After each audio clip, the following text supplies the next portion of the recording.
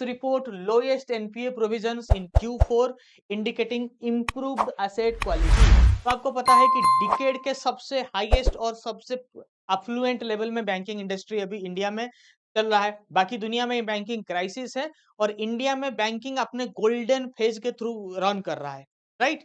There shares are at all time high. The Indian stock market is also scaling new year heights. ठीक है, आज record break करते करते फिर down हो गया है शेयर मार्केट्स। वो आज ऑल टाइम हाई लेवल पे था। ठीक है, जब ऑल टाइम हाई लेवल पे होता है तो लोग प्रॉफिट बुकिंग करते हैं, क्यों? उनको लगता है कि बहुत हो गया पैसा, डबल हो गया, किसका ट्रिपल हो गया, चलो उठा लेते हैं, उसको प्रॉफिट बुकिंग कहते हैं। तो इस तरह से अभी इंडिया का जो इकोनॉमी है वो दुनिया के मुकाबले बहुत अच्छे स्थिति में है और उसी हिसाब से जब किसी देश का इकोनॉमी अच्छा रहता है तब बैंकिंग अच्छा चलता है, क्योंकि इकोनॉमी पूरा का पूरा बैंकिंग के ऊपर दारोमदार है। बैंकिंग कब अच्छा करेगा? जब लोग आप किसी एरिया में अगर ब्रांच खोलेंगे, उस एरिया में सबके पास अगर पैसा होगा, आपका ब्रांच प्रॉफिटेबल होगा, बहुत अच्छा बिजनेस करेंगे, ठीक है? किसी गरीब तबके में अगर आपने ब्रांच खोल दिया छोटे से एरिया में, जहाँ पे लोगों को डेली वेज के लिए काम करना पड़ता है, ऐसे में तो प्रॉफिट होगा नहीं। तो अगर इकोनॉमी अच्छा करेगा, तो एक सेक्टर जो सबसे ज़्यादा अच्छा करेगा, वो है banking. So that is the result what is we are just witnessing in India. So banks in India have witnessed a consistent decrease in loan loss provisioning for fifth consecutive quarter.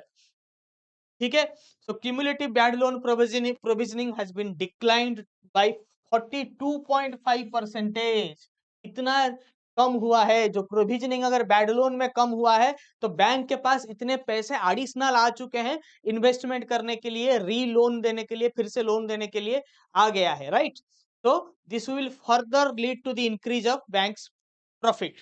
ठीक है, और आजकल मैं हर सुबह, हर morning एक बार एक article publish कर रहा हूँ हमारे लिंक्डइन में। 75,000 फॉलोअर्स को टच करने के बाद अभी 79 के आसपास है।